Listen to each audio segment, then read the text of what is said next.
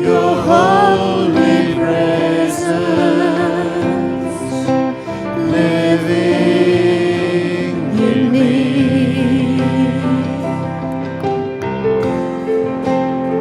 This is my daily bread. This is my daily bread. Your very word spoken to me, and I'm desperate for you,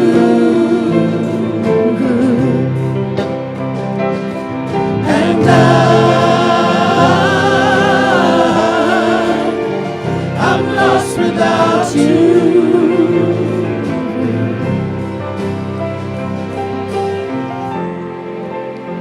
This is my daily bread. This is my daily bread. Your very word spoken to me, and I'm desperate for you, and I'm lost without you, and I'm desperate for you, and I'm lost without you.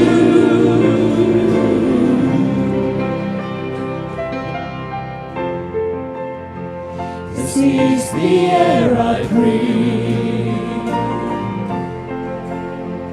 This is the air I breathe. This is the air I breathe.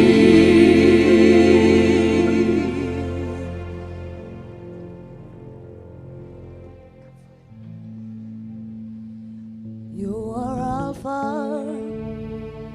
and Omega. Oh, we worship you, our Lord, for you are worthy to be praised. Lord, you are Alpha and Omega. We worship you, our Lord, for you are worthy to be praised. We give you all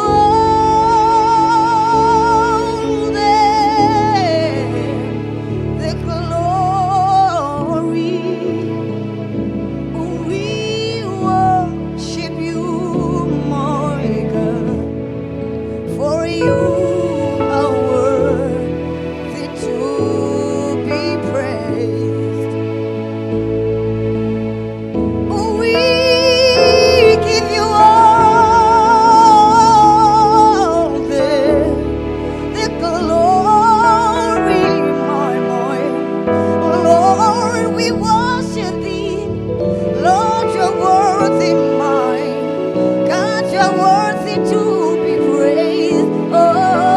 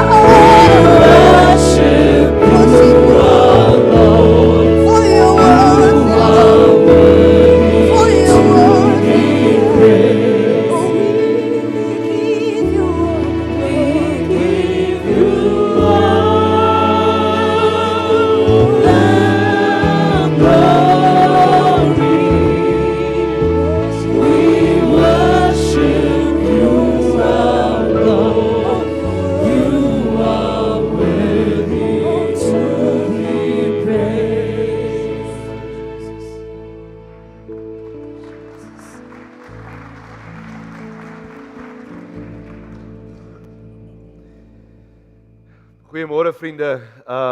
Baie welkom vanoggend in hierdie diens. Um, it is so that when we grew up and at university, even though at university, we used to play against Hamiltons. I played for Marty, so we played rugby against Hamiltons. And our coaches, and I hear they do that at school as well, the coaches just know what to do when you play against the English school. They usually tell you the first 4 or 5 tackles, tackle very hard. It could be late, it could be high. Just tackle these Englishmen because as jy hulle een keer hard getackle, as hulle bang. En dan is daar ook vir jou vertel altyd, onthou, dis hierdie ouens, se voorouers wat julle ouers in die konsentrasiekampe doodgemaak het, nê. En dan, vriende, as die game aan. Verstaan jy? Dan wen 'n Engelsman jou in die Hamiltons, Villagers, al die clubs die vir ons gespeel het.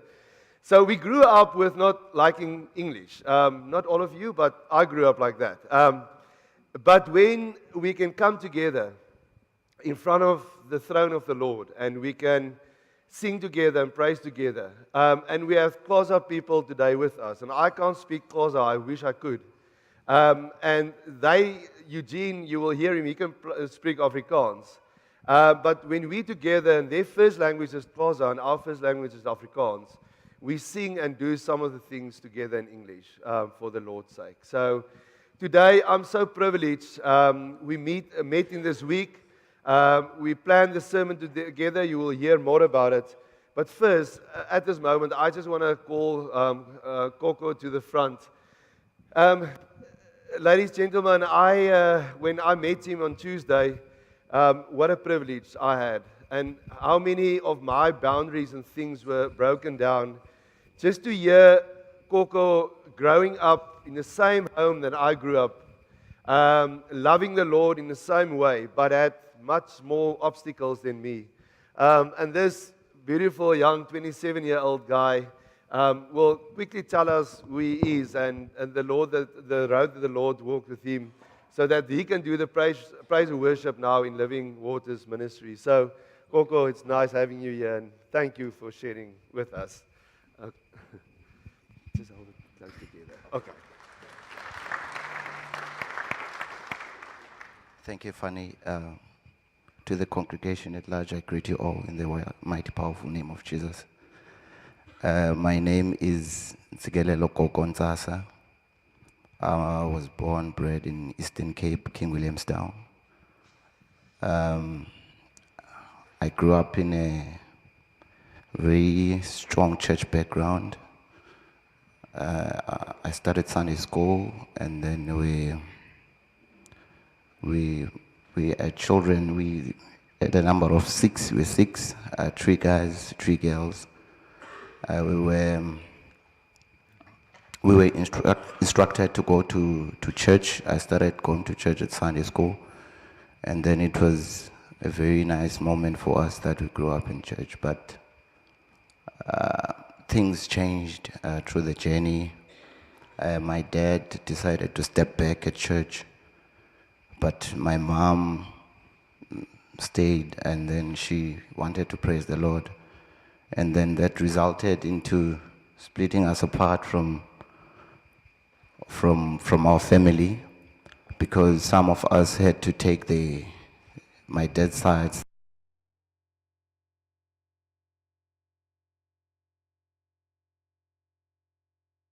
It went up to a point that I stopped going to church, and then I started hanging around with wrong people. But fortunately, I didn't do crime, but I just stepped back from church. I just got rid of everything that has to do with church. And then things changed at home. My parents were no longer the same. We're no longer treating each other the same that they used to, That sometimes you'd find my dad putting some harsh words to my mom. And then that also affected me in furthering my studies. I decided to just take a shortcut, leave home to stay with my kids. And then that didn't go well either, because I ended up going to jail because of assaulting someone. I went back home, I stayed there, and then I was so stressed, and I would drink 7 days a week. I was frustrated, and then I started to remember where I come from. I prayed to God, and then I told God that I don't belong here. This is not me. And God listened to me, because I was this guy who is just like any other guys in the location.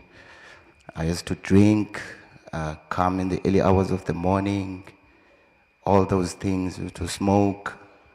And then I prayed to God, and then I told God that this is not me, because what happened at home even resulted into me fighting with my dad physically,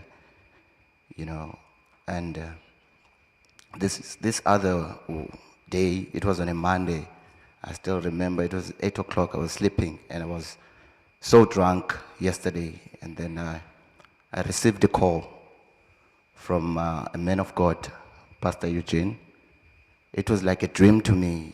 He said, I've heard about you. Someone referred me to you that you can come and help us here at the church. I came to Power for the first time. I didn't know anyone. I didn't know him either. I never heard of him. I met the man of God, and then we started doing the work of the Lord. And to tell you, I am happy today. My life has changed.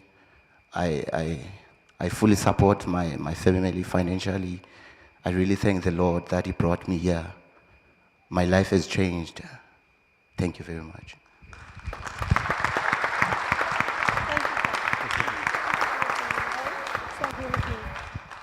I don't want him to go anywhere. I just want to share a little something about how we got together with them, with Living Hope Ministries. It started very simple with practical things like sharing instruments, supporting each other on a practical level. And with people of God like these people, it's just so easy to connect. And you just see their hearts. And we soon became friends. We started meeting together, building relationships. We decided we have to make a little bit of music together. And we invited them for this coming Sunday. And we thought this might be the beginning of a beautiful relationship with them. To learn from them also, they from us. And to just, build bridges in this country.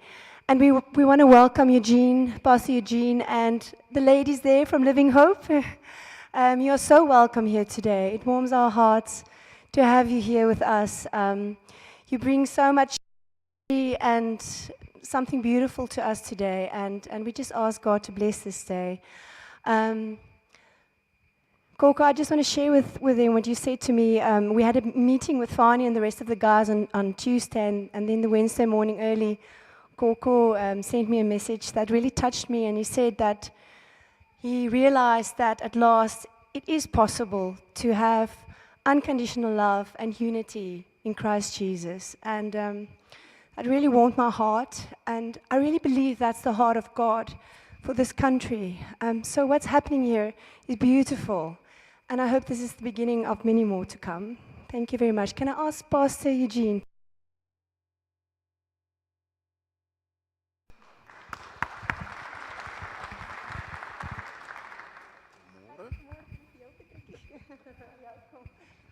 Eugene, net voordat jy iets sê, môre, welkom hierso. Ons Dinsdag aand meet, toe stap ek na hom toe. Ek sê vir hom, want ek herken 'n goeie stit as ek 'n goeie stit sien. Ek sê vir hom, luister die papi, ek en jy sal hom lekker sak in 'n skraam, nee, want ek was 'n hakker. En min weet ek dat ek kan nie saam met hierdie ou sakkie. Hierdie ou het hy sal nou vir jou sê, maar hy het op super level rugby gespeel deur die land. Hy het vir die Lions gespeel. Hy was 'n baie bekende rugby speler en ek besef toe net ek is nie in sy klas nie. Maar Eugene, baie welkom by ons, hoor. En sê vir ons wie jy is en hoe jou bediening en jou baie dankie, hoor. Molweni. Hulle het my gevra vandag Rits, ek moet 'n bietjie prepaid Afrikaans bring. So as my Afrikaans op is, moet julle weet hy's op prepaid. Goeiemôre dames en here.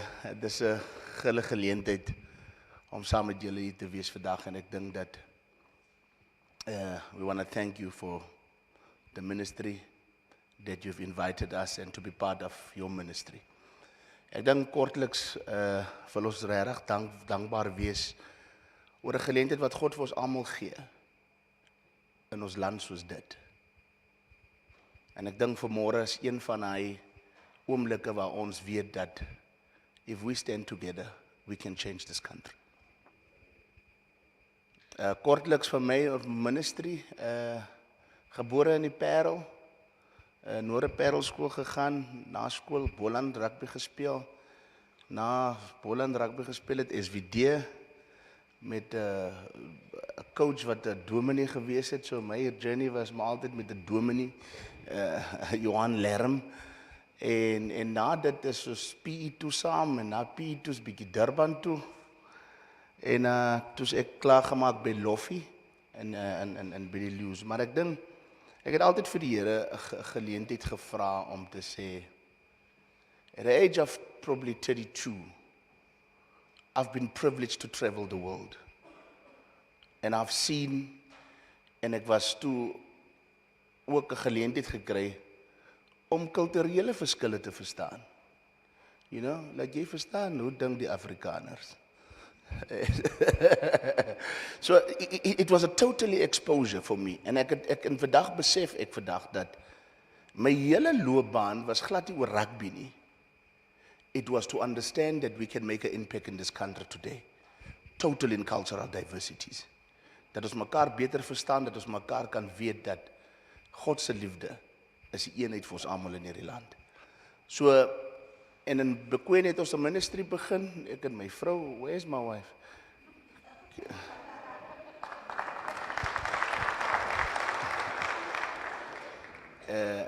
Ons die ministry begin uit 'n selgroep uit, het 'n selgroep uit die ministry gegroei, en vandag ran ons 'n NGO wat MYDP, waar Rich die baas is, en out of that NGO is daar geboorte van Bekwene Youth Center wat deur word. So as ons sit met 'n geleentheid van 'n youth center wat in die laaste 2 jaar, toe ons begin met die youth center, toe is 40%, 60% passing rate in Bekwene op matrikulante. Vandag kan ek jou met trots sê dat ons loop op 95 na 100% toe op results. So dis 'n geleentheid wat iets wat niks daar gewees het nie. Deur die liefde van God kon ons 'n verskil maak. And we're looking to tie hands en ek sien uit om julle almal in Bekwene te sien. May God bless you.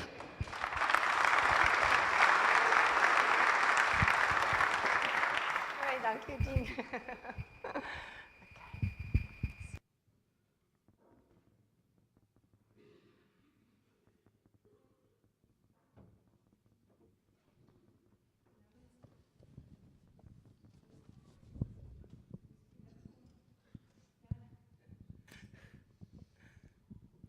Is ons op die lig?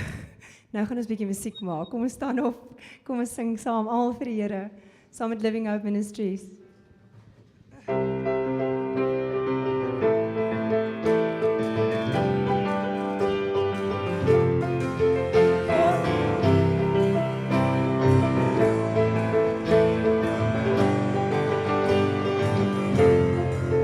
God is liefde, juich ons harte en bedink wat liefde doen, dat hy ons sy seun gestuur het om ons sonde te versoen. Hy wat eerste lief gehad het in liefde ons vergeef. Nou kan ons sy God gebore uit die bron van liefde leef, uit die bron van liefde leef. God is liefde, juich ons harte, ek bedink wat liefde doen, dat hy ons sy seun gestuur het om ons sonde te versoen. Hy wat eerste lief gehad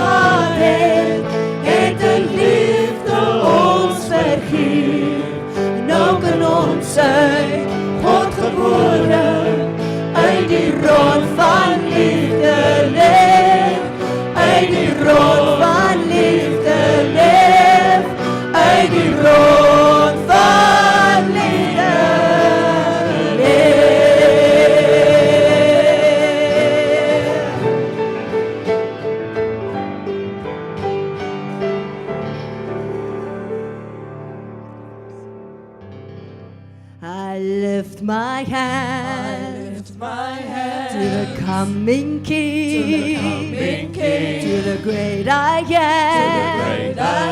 To you I sing, for you're the one who reigns within my heart. Let's pick it up a little. We'll serve no foreign gods, nor any other treasure. For you are my heart's desire, the Spirit without measure. Unto your name I will bring my sacrifice.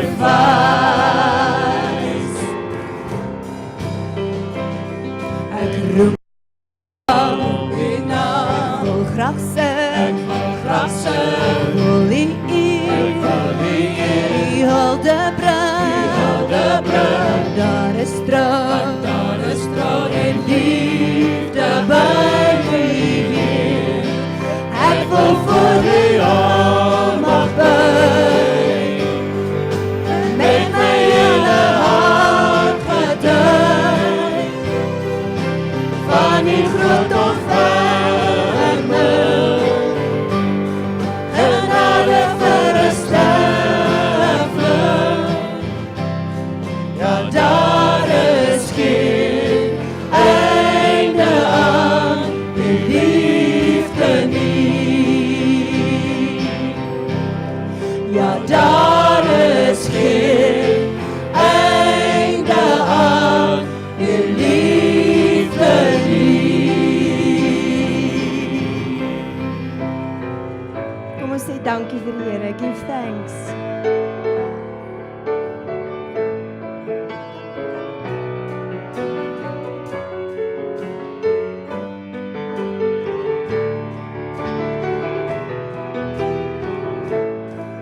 Give thanks with a grateful heart. Give thanks to the Holy One. Give thanks because He's given Jesus Christ, His Son. Give thanks with a grateful heart. Give thanks to the Holy One. Give thanks because He's given Jesus Christ, His Son. And now let the weak say, I am strong. Let the poor say, I am rich, because of what the Lord has done for us. And now let the weak say, I am strong. Let the poor say, I am rich, because of what the Lord has done for us. Give thanks. And give thanks with a grateful heart. Give thanks to the Holy One. Give thanks because He's given Jesus Christ, His Son. And give thanks with a grateful heart. Give thanks to the Holy One. Give thanks because He's given Jesus Christ, His Son. And now let the weak say, I am strong. Let the poor say, I am rich, because of what the Lord has done for us. And now let the weak say, I am strong. Let the poor say, I am rich, because of what the Lord has done for us. Give thanks.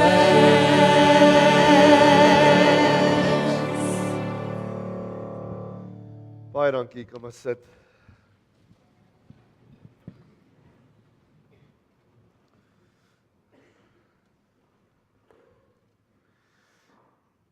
Brothers and sisters, I just want to start by saying that we all complain and we all talk about our leadership in our country and politics and about Jacob Zuma, but who needs Jacob Zuma in our country if we can have the God as our leader?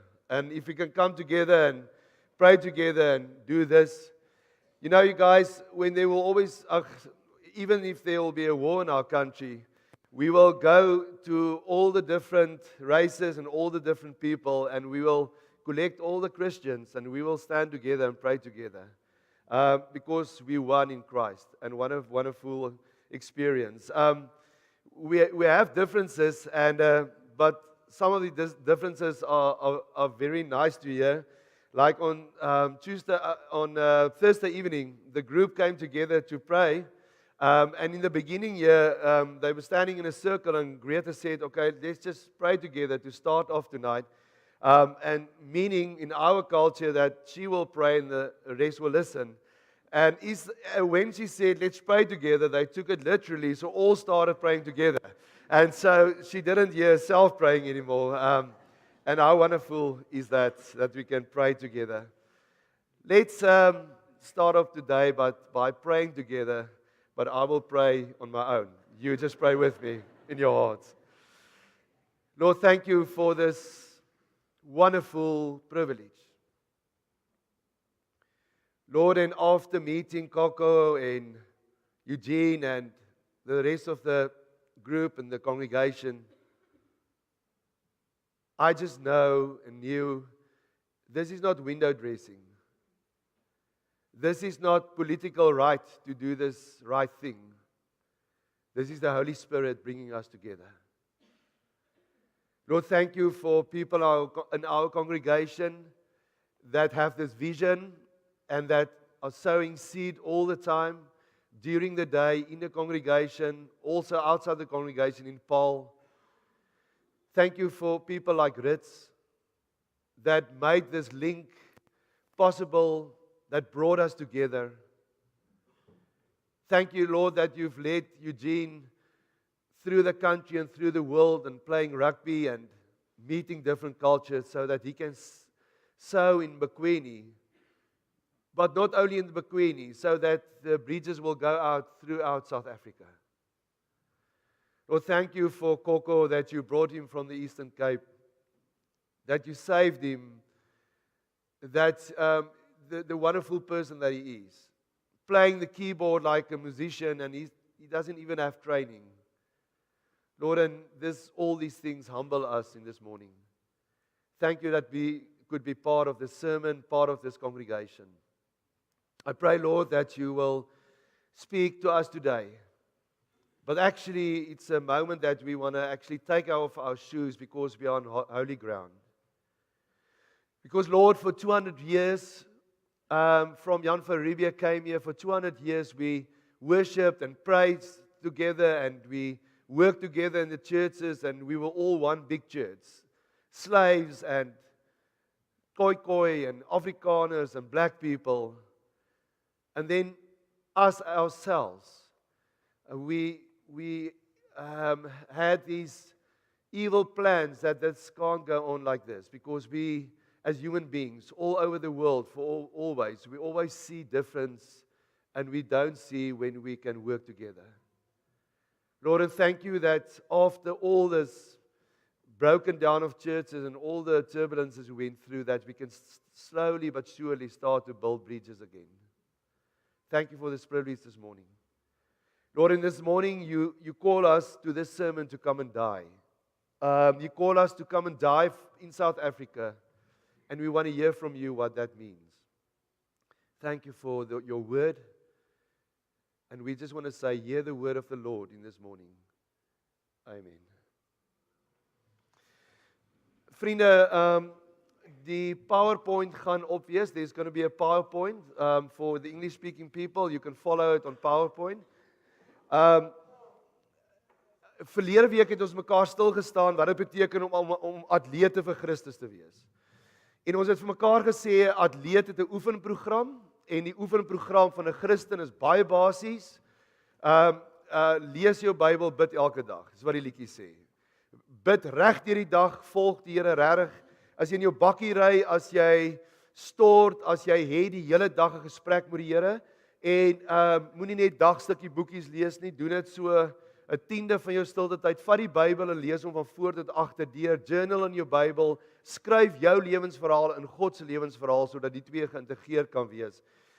Dit is wat 'n atleet doen. As jy op Christus se baan wil wees, moet jy elke dag Bybel lees en elke dag bid en jy moet jou fiks maak elke dag in Christus.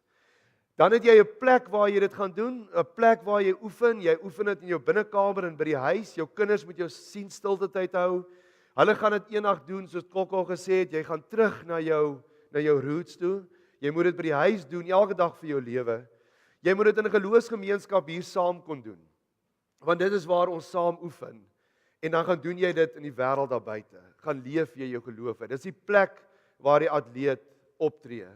En dan vriende aan die einde wag daar 'n oorwinnaarskroon vir ons. Dit was verlede week atlete vir Christus. En vanoggend wil ek met u kom praat deur te sê, maar as Christus jou roep om 'n atleet vir hom te wees op hierdie baan, dan roep hy jou en jy lyk anders as die ander atlete. Ander atlete het groot nommers voor hulle of die borge op hulle rug en hulle hardloop in 'n wedloop. 'n Kind van die Here het 'n ander ding wat jy op jou dra. Op jou rug dra jy 'n kruis.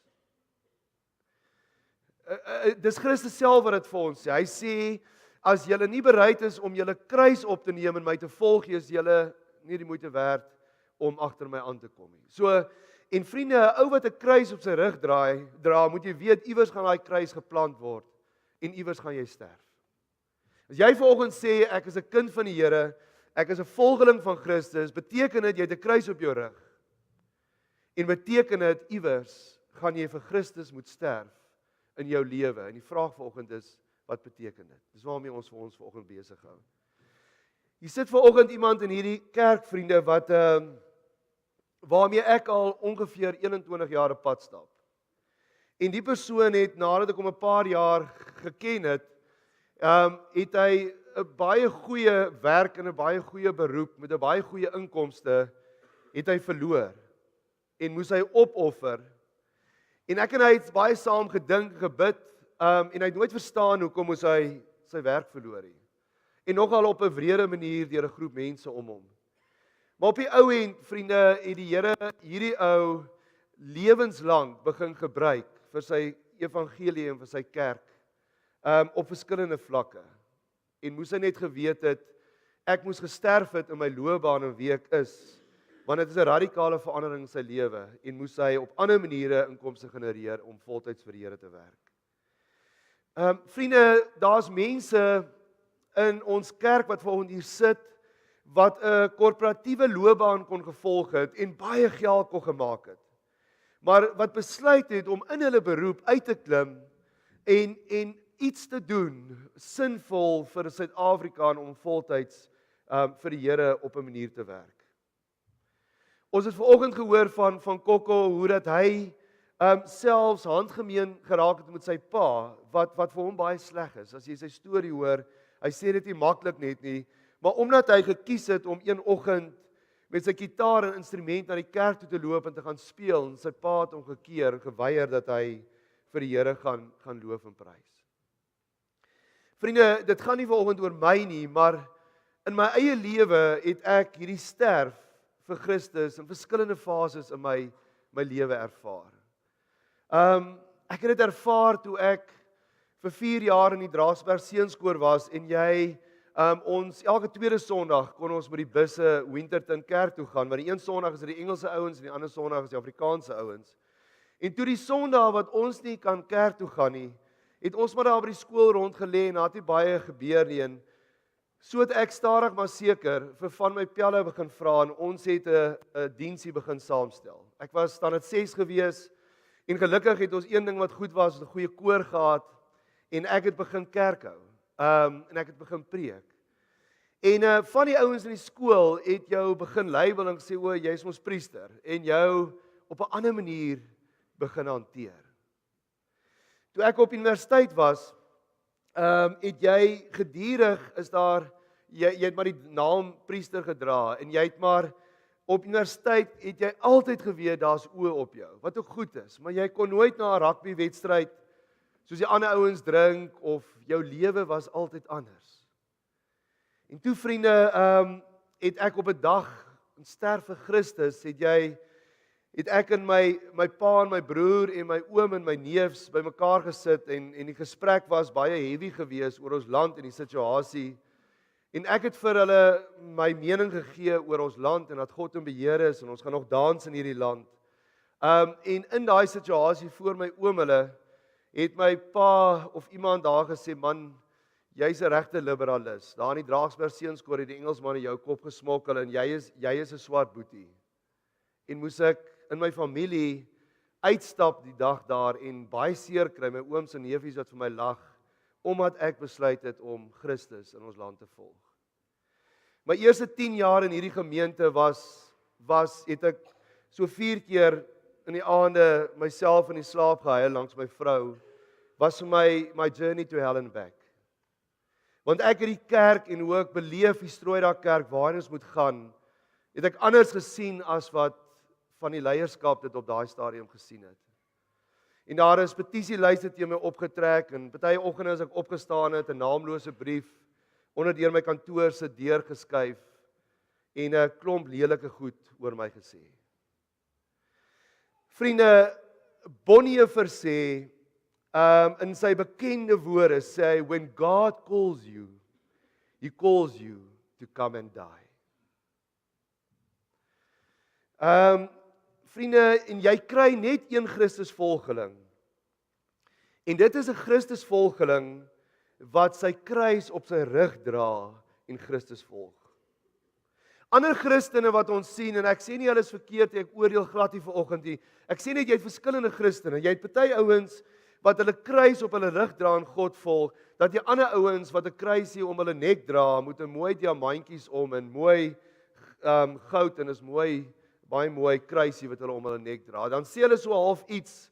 Ek is so 'n verskuilde kind van die Here. Ek het daarom die kruisie, maar as iemand nou te heavy vir my sê, is jy Christen, dan ek sê ag nee, ek hou net van die hangertjie. So op tyd dra dit op 'n rug, dry dit om hulle nek. Vriende, ek wonder hoeveel sogenaamde Christene sou daar gewees het in ons land as ons vir hulle vroeg in hulle lewe op sonnaarskool al vertel het dat om Christus te volg, gaan jy iewers moet sterf. As jy Christus wil volg, is dit nie 'n glamorous, wonderlike ding nie. So my liewe kind, jy moet dit weer dink, jy moet weer oorweeg, want as jy regtig vir hom volg, gaan jy baie in jou lewe in sekere situasies uitstaan. Jy sien, en aangesien Christene nie kans sien, vriende, om te sterf in hulle self nie, hou baie Christene hulle besig met Christelike rituele, of soos die ou tannie vir my gesê het, met Christen dinge. Ons hou ons besig met een of ander volksgodsdiens. Ek het dit verlede week gesê hier, vriende, daar's 'n sekere koshuis op Stellenbosch. In daai koshuis, as jy daarin is, dan in die ou tyd, speel jy rugby, stem jy nasionale party en as jy 'n Christen. Daai 3 goed is 'n pakket. Jy kan nie in daai koshuis inkom as jy nie daai 3 goed saam doen nie. En daarom, vriende, het ek pelle gehad wat teologie geswat het in daai koshuis. En as ons in die aande partykeer na rugby of iewers gekuier het of so, dan het hulle gesê nee, maar ons kan nie vanaand teruggaan in die koshuis nie. En as dit die manne wat die meeste gedrink het, want ons mag nie in daai koshuis ingaan nie. Ouens kan ons nie so sien nie. Dan slaap hulle maar oor by ander pelle. Almal is Christene, almal speel rugby en almal stem vir die nasionale party. Vriende, ons het verdraaide Christenwaardes in skole. Ons gooi so chocolate sousie in ons skole, maar when the push come to shove, as ons regte Christus Jesus 'n kruis moet optel en moet leef en opstaan vir wat Christus vir ons en ons kinders bedoel, vriende, dan skuif ons dit so rukkie weg. En ek het dit in die afgelope maand of 2 baie sterk ervaar. Nog so 'n Christelike ritueletjie, as ons nie bereid is om die kruis te dra nie waarom ons besig hou, is die sogenaamde voorspoedsteologie. So ons kom almal baie vroeër in die oggende by ons werk en by ons besigheid en dan hou ons, dan lees ons saam en ons bid en daar's absoluut niks meer verkeerd nie. Wonderlik as jy dit doen. Maar die stukkie daarna kan ek altyd kry ek so 'n rilling en dit is dat ons het net weer die grondgebied vir die Here gegee sodat hy ons kan seën. Want God sê as jy alles vir hom gee en jy leef vir hom, dan sal hy jou seën. Vriende, dit is die grootste leuen wat ons ooit in die Christendom verkoop vir mense, dat God jou sal seën as jy hom volg. Sy seën, soos Dominee Dani altyd sê, sy seën beteken juis dat jy in sy teenwoordigheid kan wees. Maak nie saak of jy by die sterfbed van jou man staan, of jou kind wat in ICU lê terwyl hulle vir sy lewe spook nie. Om geseën te wees beteken om in God se teenwoordigheid te wees. Beteken nie om finansiëel of jou besigheid gaan al hoe beter doen nie. Vriende, ons het rituele, as ons nie bereid is om regtig die kruis op te neem nie, ons hou groot massa saamtrekke, ons doen so baie mooi dinge, dit lyk so mooi. Dis Christelike dinge, maar is nie Christus volg dinge nie. Vriende, Christus roep jou nie om 'n paar mooi dinge vir hom te doen nie. Christus roep jou nie om Christelik te wees nie. Nee, vriende, hy roep jou om agter hom aan te loop en te sterf. En die vraag vanoggend natuurlik is, hoe sterf ek vir Jesus en wat beteken dit in Suid-Afrika? Ek wil vra dat ons sal saam lees, dat ons gaan blaai na Handelinge 20.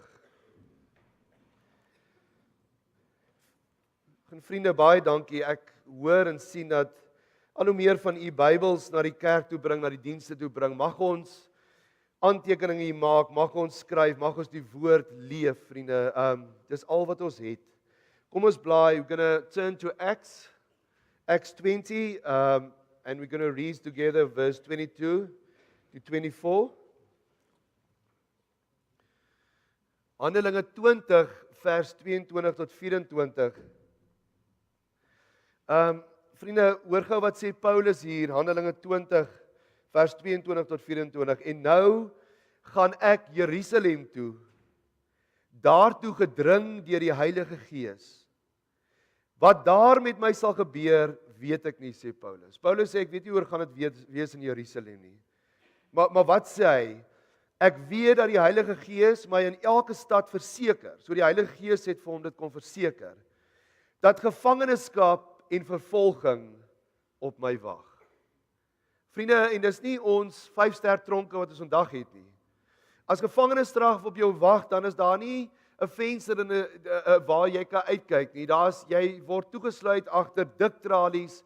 Jy en die rotte veg vir dieselfde kos saam. Jy slaap op feitelik niks, jy vrek van die koue. Hulle sit jou goed dikwels in blokke jou arms en daar sit jy. Daar's nie besoekers of niks nie. Dit is die ergste ding wat jy kan deurgaan in hierdie ou nabye Oosterse tyd. Hy sê dat gevangenskap en vervolging op my wag.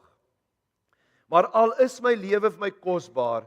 Paulus sê nie ek sit in wag net vir die wederkoms eendag. Hy sê hierdie lewe is kosbaar. Reken ek dit van geen belang nie as ek maar net my lewenstaak kan voltooi en die dienswerk wat ek van die Here Jesus gekry het kan klaarmaak. Dit is om die evangelie van God se genade te verkondig. Vriende, en dan lees ons in Handelinge 21 vanaf vers 7. Van Tyrus af het ons die seereis voortgesit na Ptolemaias. Daar het ons die gelowiges gegroet en 'n dag by hulle gebly. Die volgende dag het ons vertrek en in Caesarea aangekom. Ons het die evangelis Filippus, nou vriende, Filippus is waar ons lees in Handelinge 8, die ou wat saam met die Ethiopiër op die wa geklim het en die Ethiopiër gedoop het, en die Ethiopiër het tot geloof gekom en daarom is die oudste Christenkerk in Afrika in Ethiopië gesetel, die Koptiese kerk in Afrika, en ons is heel moontlik van hierdie bekeerling wat Filippus gemaak het. So hy het eintlik Afrika gekerst in hierdie ou. En een van die 7 opgesoek en by hom tuis gegaan. Hy het 4 ongetroude dogters gehad, wat die gawe besit het om God se boodskap te verkondig. Die jong kerk, jong profeteste, jong dominees in die kerk was sy 4 dogters. Nadat ons reeds 'n hele paar dae daar was, het daar 'n profeet met die naam Agabus van Judea af aangekom. Ek gaan net nou weer na hom verwys, onthou sy naam Agabus. Hy het na ons toe gekom, Paulus se gordel gevat, sy hande en voete daarmee vasgebind en gesê, so sê die Heilige Gees. Die Jode sal in Jerusalem die eienaar van hierdie gordel, met ander woorde Paulus, net so vasbind en hom aan hierdie heidene uitlewer. Toe ons dit hoor, het ons en die mense daar vir Paulus gesmeek om nie Jerusalem toe te gaan nie. Hoor u nou dit? Die gemeente smeek om Paulus moenie gaan nie. Toe antwoord Paulus: "Waarom wil julle my hart sag maak met julle trane? Terwille van die naam van die Here Jesus is ek bereid om in Jerusalem nie net gevange geneem te word nie, maar selfs ook te sterwe." Toe ons hom nie kon oreed nie, het ons daarin berus en gesê: "Laat die wil van die Here geskied." Laat die wil van die Here geskied. Vriende, wie is Paulus in Handelinge 21? En saam met wie is hy op hierdie stadium? Hy's 'n gesoute volgeling, predikant van die Here. Hy's klaar met sy 3de sendingreis. En hy is in die teenwoordigheid van Filippus, een van die groot leiers van die kerk na hom, as Paulus afsterwe. Dan hoor ons, het hy sy 4 dogters, so 4 jong evangeliste. Dan is dit Markus wat by hom is, die skrywer van die boek Markus. En dan Lukas, want ons lees later hoe dat hy oorgaan in die eerste taal in hierdie gedeelte, en ons weet dat Lukas het die Handelinge geskryf, so Lukas is ook in hulle teenwoordigheid. Dan Silvanus die skrywer en ook Agabus die profeet. En die vraag is, wie is hierdie Agabus? Die van u wat nog die Bybels in die hand het, kan gou blaai na Handelinge 11 toe, vers 27. Kom ons lees gou wie is Agabus. Handelinge 11 vers 27. Vriende, die eerste geleesde gedeelte waar ons gelees het, Handelinge 21, speel af ongeveer in 58 na Christus. So dit is so 3 jaar voor Paulus se dood, en hierdie gedeelte wat ons nou lees is 44 jaar na Christus. So dit is so 14 jaar vroeër wat ons nou lees. Vers 27. In die tyd het daar 'n profeet van Jerusalem af na Antiochië toe gekom. Een van hulle met die naam Agabus is deur die Gees gelei om te voorspel dat 'n groot hongersnood die hele wêreld sou tref. So Agabus sê dit gaan nie meer reën nie en ons gaan 'n hongersnood hê. En dit het dan ook in die tyd van keiser Claudius gebeur. Met ander woorde, vriende, as Agabus vir Paulus sê, jy gaan Jerusalem toe gaan, hulle gaan jou vasbind, jy gaan geslaan en vervolg word en in 'n tronk gegooi word, dan hoor die hele kerk dit en Paulus en almal glo vir Agabus. Hoekom? Want net 14 jaar gelede het hy voorspel daar gaan 'n groot hongersnood in die land gebeur en dit het gebeur. Speel jy met hierdie profeet die pappie? As hierdie ou gesê het is hongersnood en dit gaan nie reën nie, dan is dit net so. Vriende, Paulus het 18.000 kilometer met die voet geloop vir Christus. So julle kinders werk gou 'n bietjie uit. Hoeveel keer is dit Messina toe en terug wat so 2000 kilometer is, maar hy het 18.000 kilometer het Paulus vir die evangelie geloop. Hy's reeds op hierdie stadium 5 keer 39 houe deur die Jode geslaan vir Christus. Want hy's 5 keer die maksimum hoeveelheid 39 houe sê Handelinge vir ons opgelê. So 194 littekens, vriende, lê op Paulus se rug. Hy was 5 keer amper dood op 'n skeepswrak gewees. Hy's dikwels deur rowers geslaan en aangeval. Paulus is meer as Jesus, is hy uit gemeentes uit weggejaag wat hulle hom gesê het, "Skoot, ons wil jou nie meer hê nie." En Paulus sit dikwels in die tronk. Nog nooit, vriende, is die wêreld van Handelinge 11 af tot Handelinge 21 in 14 jaar is die wêreld so verander vir die evangelie soos deur Paulus nie. Nou sê Agabus die profeet vir hom dat Paulus, jy gaan in Jerusalem, gaan jy baie swaar kry. Vriende, en dan kom die gemeente en hulle sê vir Paulus, al hierdie jong dinamiese kerkleiers vir hom, asseblief Paulus, moet net nie Jerusalem toe gaan nie. En dan een van die hoofpunte van ons preek vanoggend, dis te onveilig daar in Jerusalem. En wat sê Paulus vir hulle, vriende? Paulus sê vir hulle, staan uit my pad uit. Gaan weg, want as ek vir die Here 139 houe kon gekry het, as ek deur al hierdie trauma gaan, as ek feitelik doodgeslaan was al, hoekom sal ek nie nou vir Christus opstaan en die Jode in Jerusalem ook gaan kerstin en gaan verander nie? Vriende, en in een sin en in een vers lê die roeping van elkeen van my en jou vandag. Ek en jy is geroep om Christus te volg en om vir hom te sterf. Vriende, ek sit eendag met een van my baie groot vriende, Andries Greiling, en Andries is nou 2IB van die Kiro skole, hy is tweede in beheer, fantastiese mens, ou wat 'n CA is, en toe het hy later besluit om nie in die audit en daai wêreld in te gaan nie, en hy het besluit om te help skole bou en skole ontwikkel. En ongeveer so 8 jaar gelede sit ek en hy, en ons sit in 'n gesprek, en hy sê vir die volgende woorde, hy sê, Fanie, ek weet nie hoe lank ek nog in die land gaan bly nie, want ons wil Australië toe emigreer, want hier is nie 'n toekoms in hierdie land vir my kinders nie. En ek sê vir hom, Dries, want ons is baie lief vir mekaar, ek sê vir hom, Dries, hang af, wat bedoel jy met 'n toekoms vir jou kinders in die land? Ek sê, want vir my en vir my 3 kinders is daar weer 'n ongelooflike toekoms in hierdie land. Ek sê, man, is die enigste land in die wêreld, of min ander lande is so, dat my kinders hoef nie eers nood te gaan verlig op die strate nie, die bergies sal sommer na jou huis toe kom, en aan jou deur klop, en vir kos vra, en daar's kindertjies wat hulp nodig het, en daar is armoede, en daar's swaar kry. So in hierdie land het my kinders in die rigting wat ons gesinne beweeg, het hulle ongelooflike groot geleenthede. Dis die land waar hulle die meeste geleentheid het. En Dries het gesê, ja, Fanie, maar op ekonomiese vlak is daar nie 'n toekoms vir my land nie. Ag, vir my kinders nie. En vriende, dieselfde persoon, ek het die dag net die saadjie gesaai.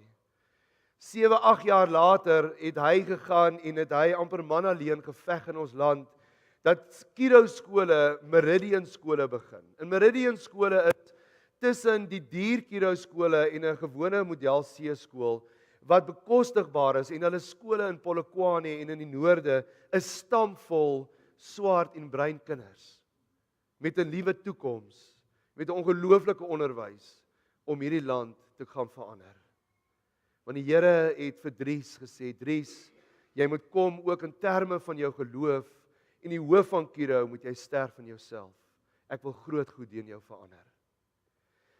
Vriende, ons moet altyd weet, en ek wil hê ons moet in die nag kan wakker word en dit kan sê, eers 'n kruis, dan die kroon.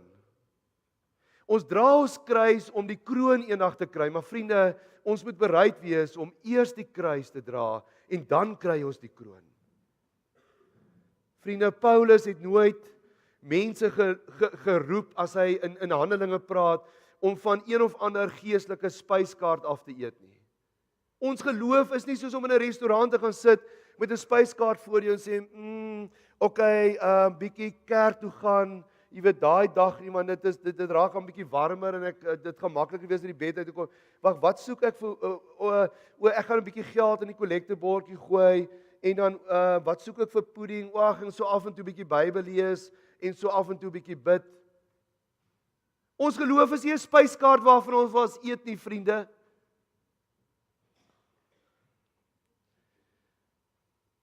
Ons geloof is nie om jou kinders op te voed vir die Here, en al wat jy daarin doen is om hulle in 'n Christenskool te sit nie.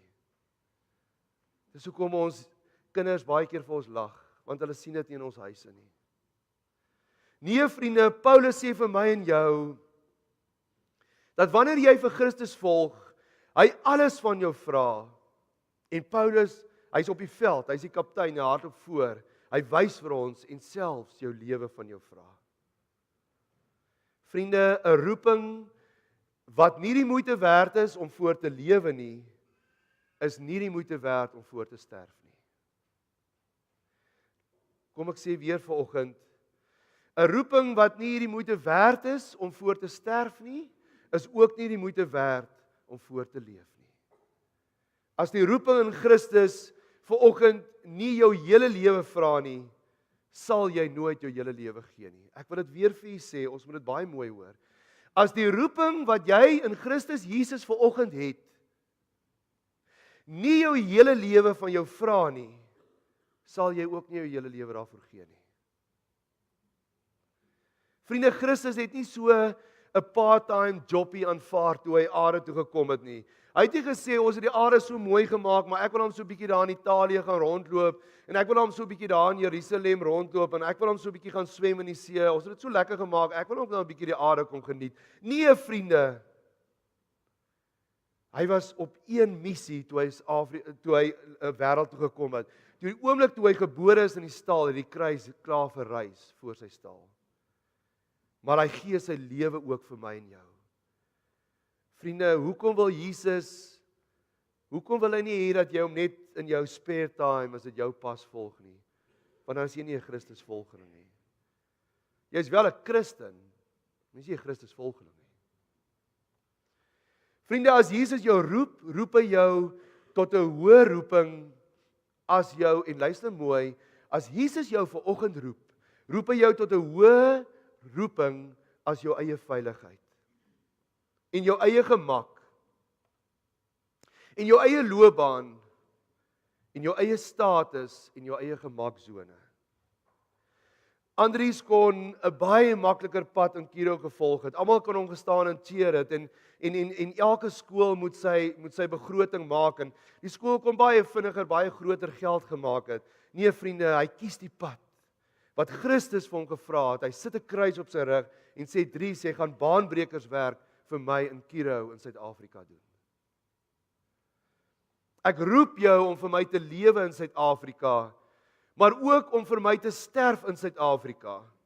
En vriende, hier is 'n baie mooi onderskeiding. Jy moet baie mooi luister wat Paulus vanoggend vir ons sê is, ek roep jou om vir my te lewe in Suid-Afrika en ook vir my te sterwe in Suid-Afrika. Hy sê nie vanoggend, ek roep jou om vir Suid-Afrika te sterf nie. Nee vriende, dis wat ons vorige volkslied gesê het. Ek sal lewe en ek sal sterwe vir jou Suid-Afrika. Suid-Afrika is nie my God nie. Ek kan bid nie vir Suid-Afrika nie. Die Here roep jou nie om te sterf vir Boyseye of 'n Laborie of La Rochelle of 'n Girlseye of 'n Gim nie. Die Here roep jou nie om 'n afgod te maak van hierdie skole in die Parel soos wat ons so baie keer doen nie. Nee vriende, die Here roep jou nie vanoggend vir jou taal of jou ras nie. Christus roep jou net vir hom en om vir Christus in Suid-Afrika te volg. En wat dit ook al van jou mag vra, gaan jy bereid wees om te doen of gaan jy nie? O vriende, wat Jesus volgelinge nou in Suid-Afrika is om elke hoek en draai verhoudings te bou en verhoudings te bou. En om met integriteit te leef. En om gapings af te breek. Gapings tussen extremely ryk mense en verskriklike arme mense. Ons bly in die Parel, vriende, tussen 'n sekere deel van die Parel wat van die rykste, ons hoor daar's die meeste invloed van miljonêers in ons land op hierdie stadium in die Parel en in Stellenbosch. Ons leef in 'n sekere deel met die rykste mense in ons land en net 5-6 kilometer daarvan af moet die armste mense in ons land. Ons moet gapings afbreek tussen invloedrykes en weerloses. Tussen bevoorregtes en geen bevoorregtes nie. Tussen wit en swart. Vriende, ek moet in my sagtheid mense raak leef en uitstaan vir dit waarin ek glo. Al is jy die enigste een by jou werk wat Jesus dien, dan doen jy dit. Al is ek die enigste een wat my geld eties verdien en op 'n harde manier verdien en nie schemes het om op die ou in die tender te kry nie, dan doen ek dit. Al is ek die enigste een wat eties leef in ons land, dan doen ek dit. Al is ek die enigste een wat nie om braaivleisvure en voor rugbyskerms haat saai en rasisme saai nie, vriende, dan doen ek dit. Vriende, ek wil begin afsluit. Veiligheid en voorspoed was nog nooit deel van die pakkie wanneer Jesus ons roep nie. Daar is niks verkeerd met veiligheid en voorspoed nie, Maar vriende, vir sommige Christene is dit belangriker as om Jesus te volg in hierdie land. Trouwens, kom ons herhaal dit.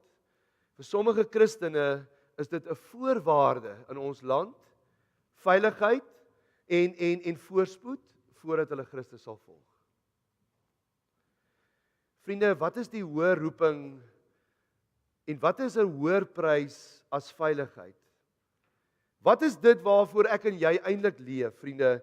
Paulus gee dit vir ons verskriklik duidelik in Romeine 8 en ek wil dit net gou vir julle lees.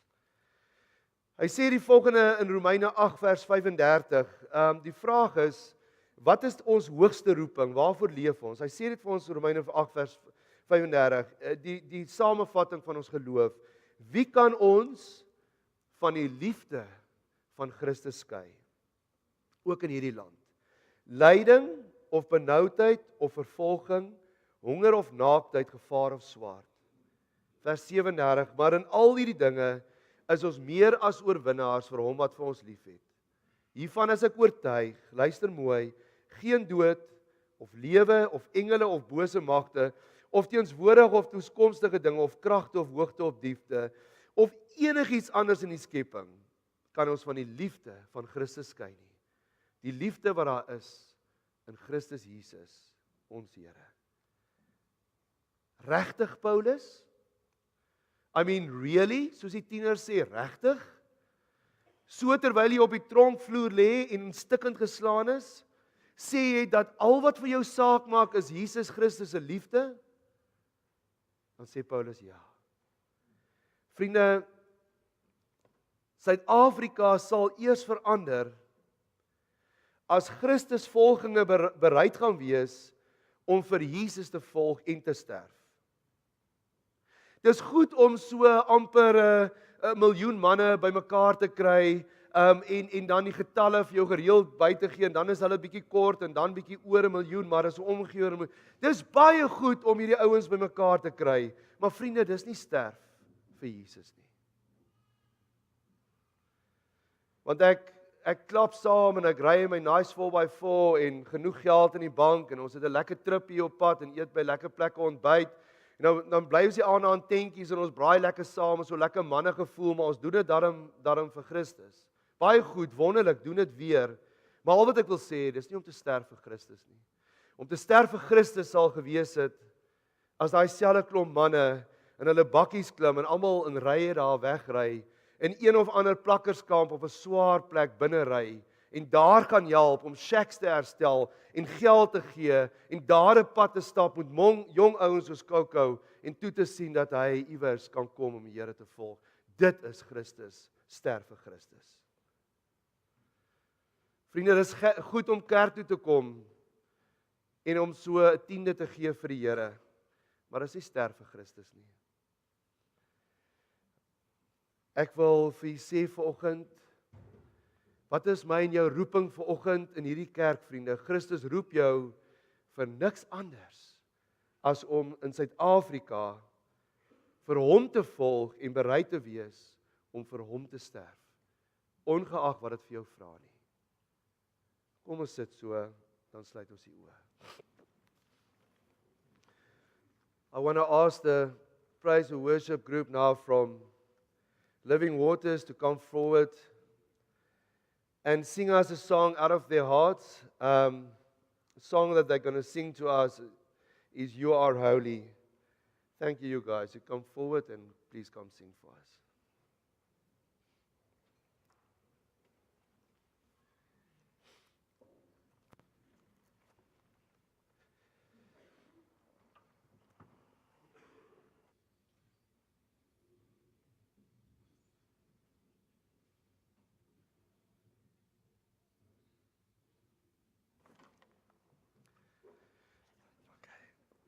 Vriende, kom ons neem so lank die offergawes op en dan as hulle terugkom, dan kan hulle vir ons sing. Baie dankie.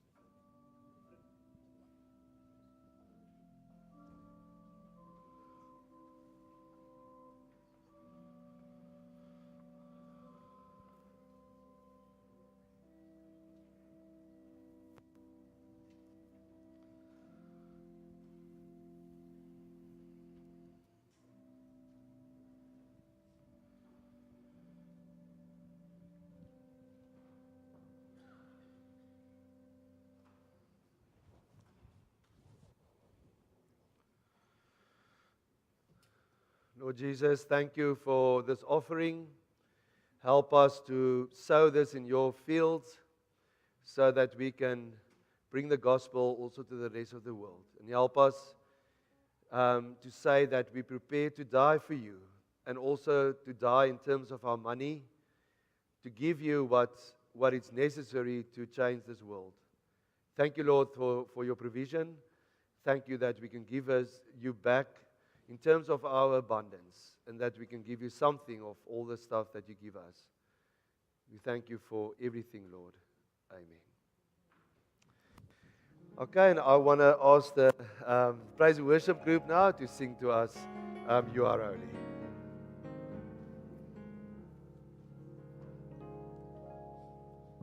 You are holy, holy, you are holy.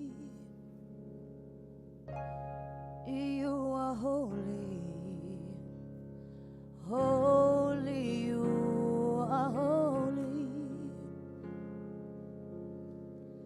Lamb of God, seated at the right hand of the Father,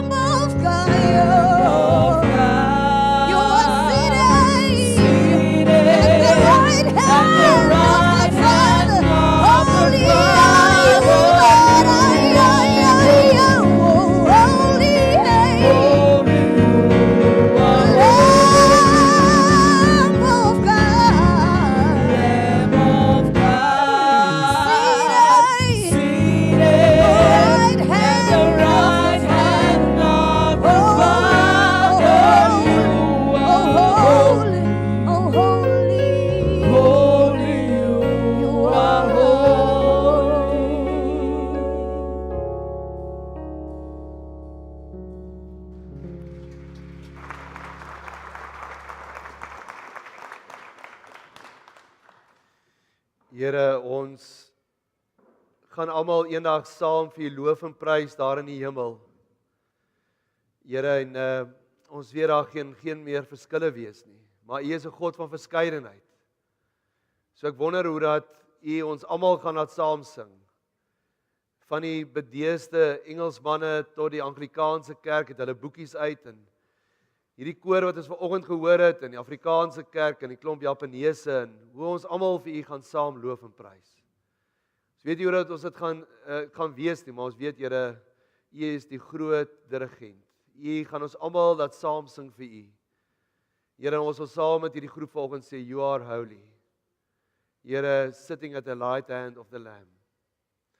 Here, dankie dat ons vanoggend so saam kon wees.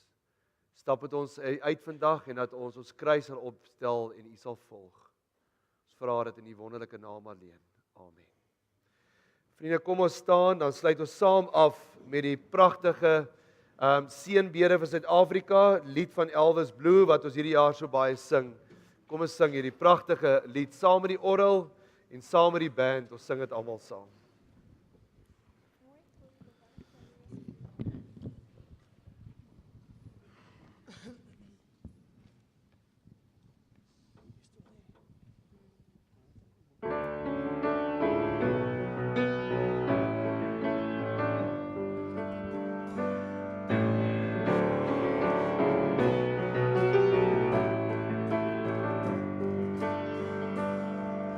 Sien ons Here God, sien Afrika, laat haar mag tot in die hemel reik. Hoor ons as ons in gebede vra, sien ons in Afrika, kinders van Afrika. Holy hand to hear oor Afrika, lei ons tot by eenheid en begrip. Hoor ons as ons U om vrede vra, sien ons in Afrika, kinders van Afrika. Daal neer, o Gees, Heilige Gees, daal neer, o Gees, Heilige Gees, kom woon in ons, lei ons, o Heilige Gees, lei ons, o Heilige Gees. Sien ons Here God, sien Afrika, en dan nou die bosheid van ons weg, maak ons van ons sonde ewig vry. Sien ons in Afrika, kinders van Afrika. Daal neer, o Gees, Heilige Gees, daal neer, o Gees, Heilige Gees, kom woon in ons, lei ons, o Heilige Gees, kom woon in ons, lei ons, o Heilige Gees, lei ons, o Heilige Gees, lei ons, o Heilige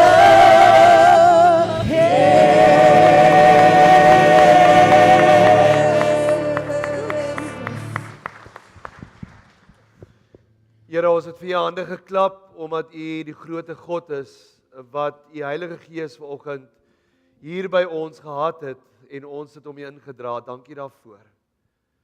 Here, vriende, ek wil vir U uitnooi om nou na die tyd gaan ons bietjie saam met hulle gemeentelede 'n koffietjie drink daar in die voorportaal. So as U nie haastig is, asseblief kom vat 'n koppie koffie en gesels om 'n bietjie met hulle. Die Here is voor julle om die weg vir julle gelyk te maak. Die Here is agter julle om die aanvalle van die bose af te weer. Die Here is bo julle om julle te seën. Hy's binne julle om julle te lei met sy Heilige Gees. Die Here is langs julle om julle toe te vou in sy arms en hy's onder julle om julle te dra as julle sou moeg word. Amen.